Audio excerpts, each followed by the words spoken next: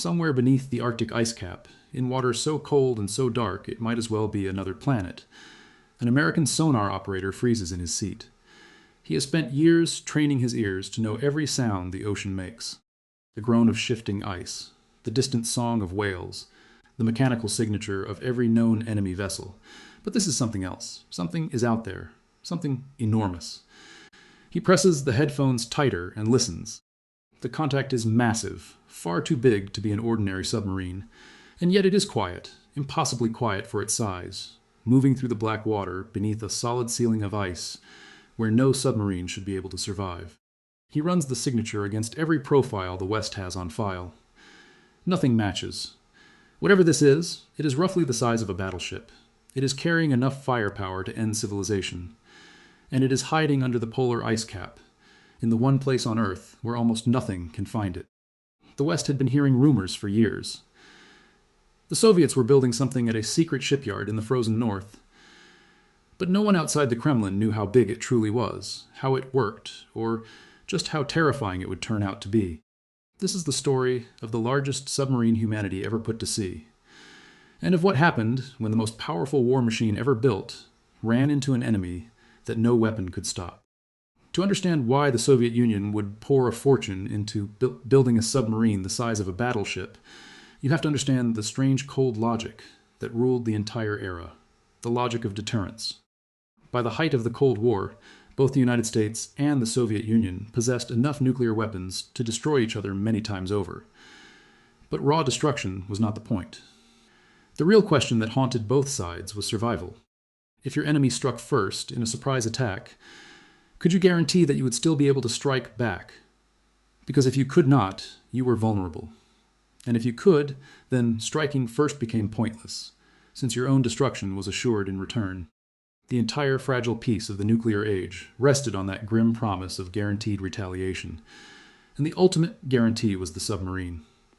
Missiles in silos on land could be found and destroyed. Bombers could be shot down. But a submarine, hidden somewhere in the vastness of the ocean, was almost impossible to track and almost impossible to kill. It could lurk in the deep for months, silent and invisible, waiting. As long as even one of them survived, it could rise up and unleash a devastating counterstrike. The ballistic missile submarine was the weapon that made a first strike suicidal. It was the anchor of the entire balance of terror. The Americans understood this perfectly. They built the Ohio-class, enormous submarines each carrying a fleet of nuclear missiles, prowling the oceans as a constant, unseen threat. For the Soviet Union, this presented a problem that could not be ignored. They needed an answer. They needed a submarine that could do the same, but under their own terms, in their own waters. And the Soviet Union had one great frozen advantage the Americans did not: the Arctic. The Soviets controlled a vast northern coastline, sealed for much of the year beneath a thick cap of polar ice. If they could build a submarine that could hide beneath that ice, they would have the perfect fortress. The ice would shield it from enemy eyes and enemy hunters. A submarine could sit up there, deep under the frozen ceiling, virtually undetectable, ready to smash up through the ice and launch its missiles at a moment's notice. But hiding under the Arctic ice was not simple. The ice was not a smooth roof. It was a jagged, crushing, unpredictable barrier, meters thick in places. To operate there, and to punch up through it when the moment came, the Soviets would need a submarine unlike anything ever built. Bigger, tougher, more powerful. And so, in the mid-1970s, a secret program was born. Its designation was Project 941. To the west, it would eventually earn a fearsome name: the Typhoon. The work was hidden at Sevmash, an immense and highly secret shipyard on the shore of the White Sea, in the far north of the Soviet Union. This was one of the most closely guarded industrial sites in the entire country, a place where the Soviet Union built its most sensitive naval weapons, far from prying eyes. Behind its walls, thousands of workers, engineers, and designers began to assemble something that had never been attempted before. In 1976, the keel of the first boat was laid down. She would be named the Dmitry Donskoy, after a medieval Russian prince. And she was only the beginning. The plan was to build a whole class of these underwater giants, a fleet of leviathans that would slip beneath the ice and hold the West at the edge of a knife. The secrecy was absolute. Western intelligence knew that something extraordinary was taking shape at Sevmash, but the details were locked away behind a wall of Soviet security. Satellites could glimpse activity at the shipyard. Analysts could guess.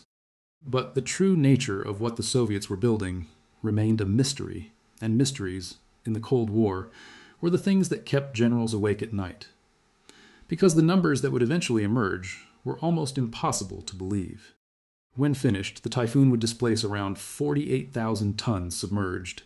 That was heavier than a battleship from the Second World War. It would stretch over 570 feet from bow to stern, longer than many surface warships. Nothing like it had ever moved beneath the sea, but size alone was not the secret. Any nation with enough steel and enough money could, in theory, build something big. The true genius and the true terror of the Typhoon lay in something else entirely. Because to build a submarine that could carry enough missiles to end civilization, survive beneath crushing Arctic ice, punch up through that ice to launch, and still stay quiet enough to disappear, the Soviet engineers had to do something radical. They had to throw away the very rulebook of how submarines were built. What they created was not simply a bigger submarine. It was a machine of a kind the world had never seen before. And to understand how it worked, you have to go inside the impossible design that made the largest submarine in history possible. ACT-2, the impossible machine. The Soviet engineers faced a puzzle with no obvious answer. They needed a single vessel that could do several things that seemed to contradict one another.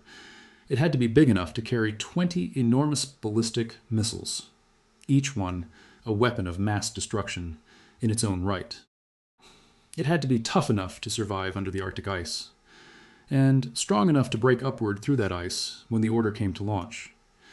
It had to carry a crew safely for months in the harshest environment on Earth, and through all of that, it had to stay quiet. Because a submarine that can be heard is a submarine that can be killed. Every one of those demands pushed against the others. More missiles meant more size. More size meant more noise and more weight. More toughness meant more steel. There was no conventional design that could hold all of it together, so the Soviets did something almost no one else had ever seriously attempted. They rethought the very shape of the submarine itself. A traditional submarine is built around a single main pressure hull. Think of it as one long steel tube, sealed against the ocean, holding the crew and the machinery inside, while the water tries to crush it from every direction.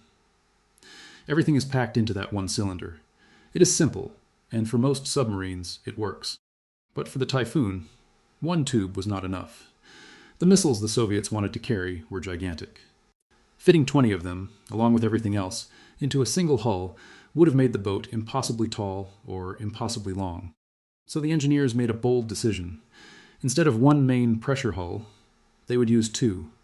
They built the Typhoon around a pair of large pressure hulls, running side by side, like two submarines placed next to each other. Between them and around them, they wrapped a massive outer shell, a lightweight hull that gave the vessel its smooth, streamlined skin. The result was a design that some described as a catamaran beneath the waves. Two inner hulls, side by side, sheathed within one enormous body. This was the revolutionary heart of the Typhoon, and it solved several problems at once. By splitting the vessel into two main hulls, the designers created an enormous amount of internal space. There was room for the crew, room for the reactors and machinery, and crucially room to place the missiles in a way no other design allowed. On most missile submarines, the missiles are mounted behind the sail, the tower that rises from the top of the boat. But on the Typhoon, the designers placed the 20 missile tubes in the space between and forward of the two main hulls ahead of the sail. It was an unusual arrangement, and it let them carry that staggering payload in a hull that, while immense, was not absurdly long. The twin-hull design gave the Typhoon something else, something vital for its mission under the ice. Reserve buoyancy. The vessel had an enormous amount of it, far more than a typical submarine. That buoyancy was the force it could use to drive itself upward with tremendous power, allowing it to smash through the Arctic ice from below, and surface in a place where no enemy would ever expect to find a submarine. The ice that protected it also became the launch platform it could break through at will. And then there was the payload itself, 20 missiles. Each one was a large multi-stage ballistic missile capable of carrying multiple nuclear warheads across thousands of miles. To put it plainly, a single Typhoon submarine, sitting silently beneath the ice, held enough destructive power to devastate an entire nation. One boat, one crew, the ability to reshape the world in a matter of minutes. That is the part that made Western planners go cold. It was not just that the Soviets had built the biggest submarine ever. It was that this single machine, hidden where they could barely hope to find it, carried the power of Armageddon within its hulls. But a submarine is not only steel and missiles. It is also a crew. And here the Typhoon revealed a very different, almost human side. Living aboard a submarine is one of the most punishing experiences imaginable. The crew are sealed inside a metal shell, deep underwater, cut off from sunlight, from fresh air, from the outside world, for months at a time. The psychological strain is immense. Cramped spaces, constant artificial light, the knowledge that the ocean outside is always pressing in. On most submarines, men simply endured it. But the Typhoon was so vast that its designers could do something no other navy could really afford. They could make the crew comfortable. Because there were only around 160 men aboard a vessel, there was space to spare. And the Soviets used that space in ways that sound almost unbelievable for a warship built to end the world. The Typhoon had a swimming pool, an actual pool inside the submarine, that could be filled with water. It had a sauna, lined with wood, where crew members could sit and escape the chill of the northern seas. It had a lounge area, a place to relax, and even small spaces set aside for the men to unwind and keep their minds intact during those long, dark patrols. At first glance, this sounds like decadence. A pool and a sauna on a nuclear submarine. But it was not about luxury. It was about survival of a different kind. The Soviet planners understood that a crew trapped for months beneath the ice guarding the ultimate weapon needed more than food and air. They needed a reason not to break down. Those amenities were a tool, as much a part of the boat's design as its reactors, meant to keep 160 men sane, steady, and ready to do the unthinkable if the order ever came. As the years passed, the West slowly assembled a clearer picture of what it was facing. Intelligence, observation, and analysis gradually revealed the outline of these giants prowling the northern seas, and the Typhoon became something more than a weapon. It became a legend. It captured imaginations far beyond the world of military planners. A giant Soviet submarine, silent and unstoppable, hiding beneath the ice, became the perfect symbol of Cold War dread. It inspired one of the most famous submarine stories ever told, the tale of a rogue Soviet captain and his impossible vessel, immortalized in The Hunt for Red October. The Typhoon had become a myth in steel, the very image of the enemy lurking in the deep. At its peak, it seemed untouchable. The largest submarine ever built, armed to end civilizations, hidden where almost nothing could reach it.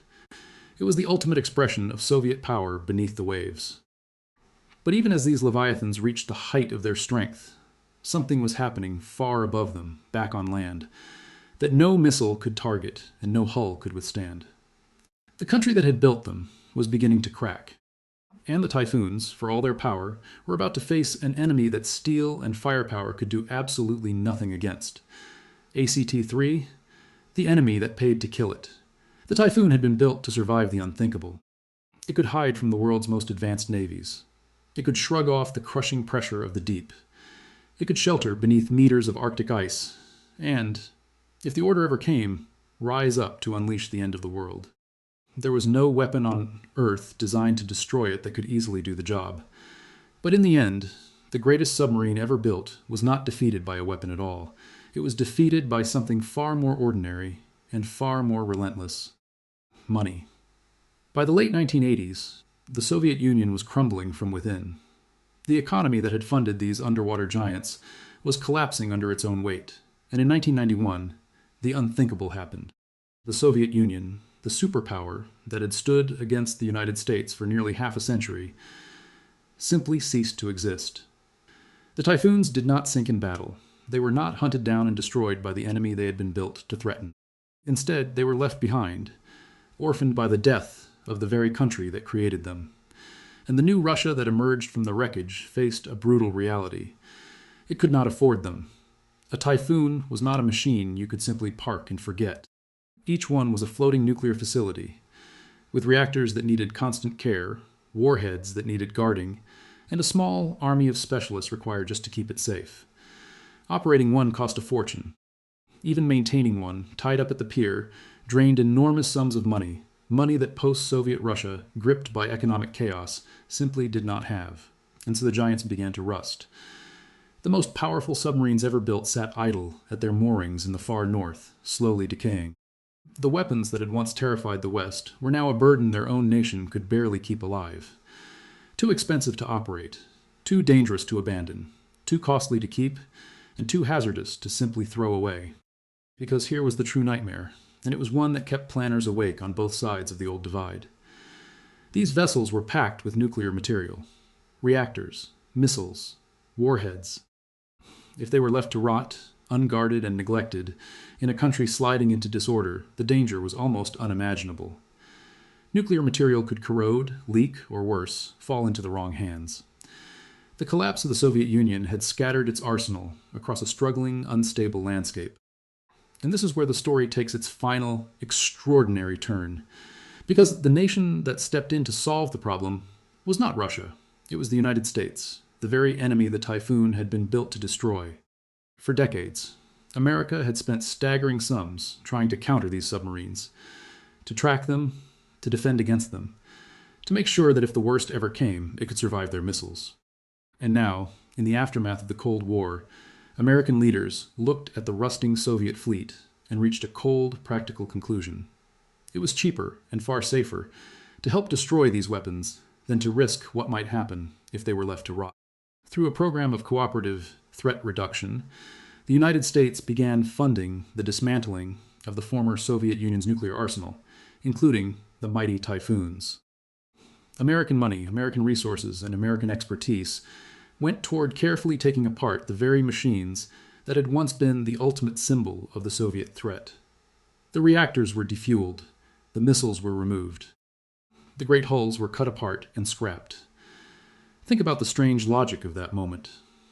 The United States, which had feared the Typhoon more than almost any weapon in the Soviet arsenal, was now writing checks to ensure its destruction.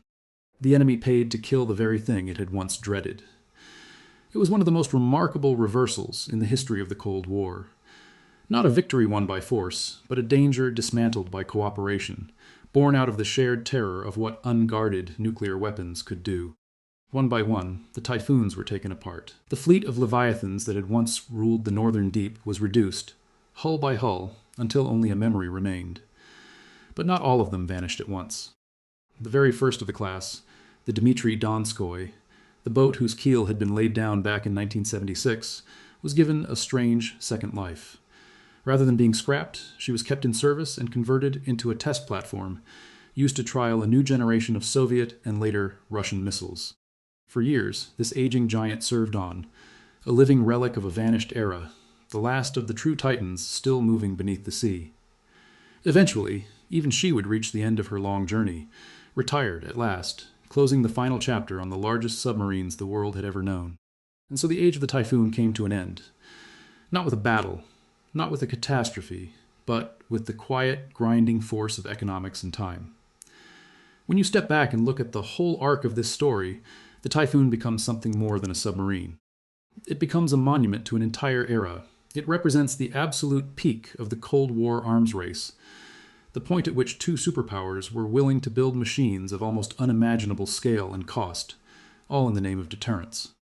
A submarine as heavy as a battleship, with a swimming pool inside, carrying the power to end civilization, hiding beneath the polar ice. It was a triumph of engineering and a symbol of fear. It was the product of a rivalry that pushed human ingenuity to staggering, terrifying heights. And its end tells us just as much as its beginning. Because in the final accounting, the greatest weapon ever to slip beneath the waves was undone not by an enemy fleet, but by the collapse of the nation that dreamed it up, and then dismantled with the help of the very rival it was built to destroy. The Typhoon was the ultimate Cold War weapon, and its story is the story of the Cold War itself. Immense ambition, staggering cost, and a rivalry so extreme that in the end, both sides had to work together just to survive what they had built. If stories like this one, the hidden machines and buried secrets of the Cold War, are what you come here for, then you are in the right place. This channel exists to uncover the forgotten giants, the classified programs, and the astonishing truths that the history books tend to leave out. Subscribe and stay with us, because the next secret we're about to bring up from the deep is one you won't believe was ever real.